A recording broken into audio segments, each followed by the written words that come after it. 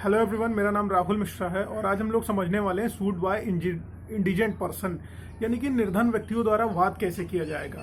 तो मैं सबसे पहले आप लोगों को रिक्वेस्ट करूंगा कि आप ये पूरा वीडियो देखिएगा। आप 10-20 सेकंड देख के मत छोड़िएगा, क्योंकि देखिए ना आप लोग रोबोट हैं कि मैं मेमोरी कार्ड लगा दूंगा आपको सब तैयार हो जाएगा, ना मैं ईश्वर हूं कि अब मैं जादू की छड़ी घुमा दूंगा आपको सारा कॉन्सेप्ट 1 मिनट में क्लियर हो जाएगा या 30 सेकंड में क्लियर हो जाएगा। तो you will have to watch this video completely.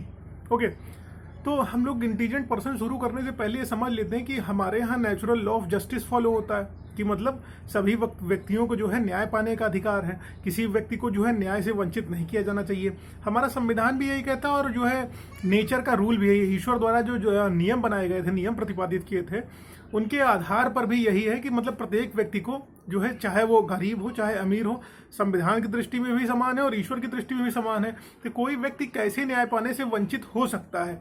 तो भाई न्याय पाने से कोई व्यक्ति वंचित हो जाएगा तो न्याय जो है, न्याय के समान जो है समक्ष जो है सभी व्यक्तियों की समानता का जो हम लोग मॉडल प्रस्तुत करते हैं, वो मॉडल जो है ध्वस्तीकरण हो जाएगा। इस वजह से अब हम यहाँ पे आपको समझाने की जो कोशिश कर रहे हैं, सूट बाय इंडिजेंट पर्सन, मतलब जैसे गरीब आदमी कहता है हम गरीब हैं और हम केस नहीं लड़ सकते हैं, ठीक है, न्यायालय हमारे लिए कुछ नहीं कर सकता है, या हमारे लिए पुलिस कुछ नहीं कर सकती है, या न्यायपालिका या जुडिशरी सिस्टम जो भी है हमारा है, वो हमारी मदद करने में असक्षम है, क्योंकि we are not having enough fund in our pocket. तो ये हमारी सबसे बड़ी मिस्टेक या भूल हम कह सकते हैं, क्योंकि हमारे जो संविधान है, जो हमारा कॉन्स्टिट्यूशन ऑफ इंडिया है, उसके द्वारा हमें कुछ ऐसे नियम बताए गए हैं, हमें सीपीसी में, सिविल प्रक्रिया संहिता में कुछ ऐसी चीजें बताई गई हैं जिसके तहत जिस व्यक्ति के पास फूटी कौड़ी भी नहीं है वो भी न्याय पाने के लिए मुकदमा दाखिल कर सकता है। अब उसकी कंडीशंस क्या क्या होगी? अकिंचन वाद या जो होगी निर्धन व्यक्तियों द्वारा वाद जो होता है, यही होता है ऐसा व्यक्ति जिसके पास 1 रुपए नहीं है कि जो है वो मुकदमा लड़ सके, वकील की फीस दे सके, कोर्ट की प्रिस्क्राइब जो भी वाद पत्र की फीस है उन फीस को पेमेंट कर सके। अब वो भाई वो मुकदमा कैसे करेगा? वही प्रक्रिया इसमें बताई गई अकिंचन वाद में। अब इसमें देखिए, जो सिविल प्रक्रिया का उद्देश्य है कि निर्धन व्यक्ति जो है या अकिंचन व्यक्ति जो है, वो जिसके पास इतना धन नहीं है कि विषय वस्तु या संपत्ति से संबंधित वाद में या वाद पत्र के लिए जो निर्धारित शुल्क निर्धारित किया गया, प्रेस्क्राइब किया गया, जो भी शुल्क विहित किया गया है, उस शुल्क को जो है पेमेंट दे सके। ठीक, तो इससे क्या होगा? उसका क्या हो जाएगा? उसको दिक्कत होने लगेगी कि वो भाई मुकदमा नहीं लड़ पाएगा, कोई भी उसके अधिकारों का हनन करता चला जाएगा।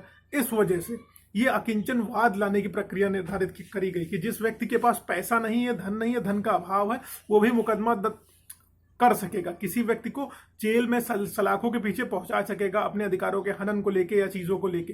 तो हमारा जो संविधान का नियम है, जो सिविल प्रक्रिया संहिता का जो ऑर्डर 33 है, वो हमें इसके बारे में बताता है कि कोई अकिंचन व्यक्ति या निर्धन व्यक्ति कैसे मुकदमा दाखिल करेगा, जिसके पास इतना पर्याप्त धन नहीं है कि प्रिस्क्राइब कोर्ट फीस को जो है वो दे सके। तो इसमें कंडीशन ये होगी कि मतलब जो सबसे पहली कंडीशन होगी कि मतलब ये जो है निर्धन व्यक्ति कौन है, अकिंचन व्यक्ति है कौन आखिरकार, कि जो है जो कोर्ट फीस नहीं दे सकता, वकील की फीस नहीं दे सकता, प्रक्रियाओं के दौरान लगने वाले शुल्क को नहीं दे सकता, तो वो कौन होगा? उसकी कंडीशन क्या है, टर्मिनोलॉजी क्या है, वो व्यक्ति आखिरकार है कौन? तो सबसे बड़ी बात ये होगी, जो पहला पॉइंट आ रहा है कि जिस व्यक्ति के पास वाद पत्र द्वारा निर्धारित जो शुल्क है, विहित प्रिस्क्राइब्ड शुल्क है, उन शुल्क का पेमेंट नहीं कर सकता, तो वो अकिंचन हो जाएगा, पहली कंडीशन। दूसरी कंडीशन क्या है? इसमें जो कुर्की से जो धन मिलता है उसको जो ना, वो उसमें उसको छूट मिलेगी, एक्सेप्शन है इसका। अब हो गया कि जहां पर मान लीजिए कोई शुल्क निर्धारित नहीं है और 1000 रुपए से जो है 1000 रुपए तक के मूल्य की संपत्ति हो रही है और उसका वो हकदार नहीं हो रहा है, तो जो होगा उसको भी कुर्की वाली प्रॉपर्टी सी जो भी उसको इनकम होगी वो भी उसमें उसको रिबेट मिल जाएगा।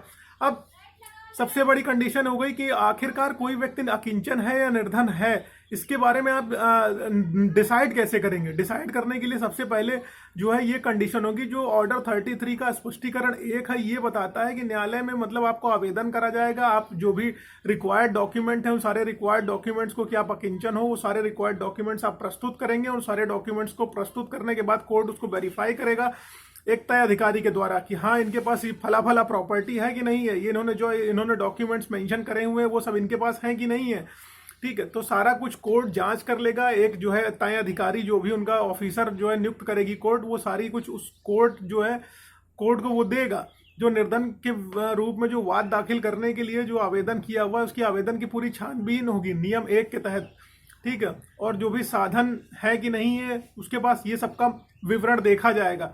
अब इसमें क्या हो जाएगा, न्यायालय क्या कर देगा, एक अनुसूची अधिकारी की नियुक्ति करेगा और जो है जो उसकी जांच करेगा, जांच का निर्देश देगा। फिर सारा जो है अनुसूची अधिकारी क्या होगा, सारा जांच के बाद सब कुछ जो है न्यायालय प्रस्तुत कर देगा। न्यायालय खुद उन सब चीज़ों को देखेगा। जब न्यायालय उससे संतुष्ट हो जाएगा तो उसे अकिंचन वाद दाखिल करने की परमिशन देगा, यानी कि हाँ आपके पास साधन नहीं है कि आप बेसिक रिक्वायरमेंट्स को कोर्ट की फुलफिल कर सकें, और फिर जो है कोर्ट जो है आपको परमिशन दे देगा। लेकिन परमिशन देने से पहले कोर्ट को क्या करना होगा, कोर्ट को ये करना होगा कि जो सामने वाली पार्टी है, दूसरी पार्टी, उसको सारी डिटेल्स आपकी देनी होगी कि ये ऐसी चीज़ें कर रहे हैं।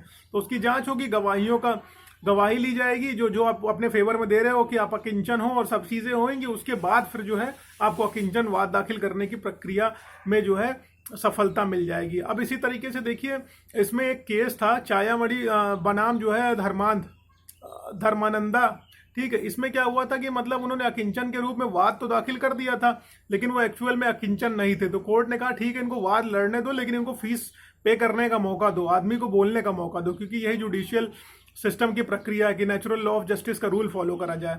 अब आवेदन की जो हम लोग बात करें कि विषय वस्तु क्या है, कि क्या रिक्वायरमेंट है, रिक्वायर्ड होगा जो पर्टिकुलर्स होगा, जो आवेदक होगा। अब उसकी चल संपत्ति, अचल संपत्ति का जो भी होगा विवरण होगा, संपत्ति का अनुमानित मूल्य होगा, ठीक। और जो सारे जो इसका एप्लीकेशन करने की प्रक्रिया होती है वो एक प्रिस्क्राइब फॉर्मेट आता है। उस फॉर्मेट पर जो विहित पत्र आता है उस पर सब कुछ आपको मेंशन करना होगा, सारा कुछ आप फिल करोगे, फिर उसके बाद वो सारी चीज़ें देखी जाएंगी। अब मान लीजिए, जैसे मान लीजिए आपने कोई अकिंचन वाद दाखिल कर दिया है, ठीक है। अब उस पर स्वीकृति कैसे हो जाएगी।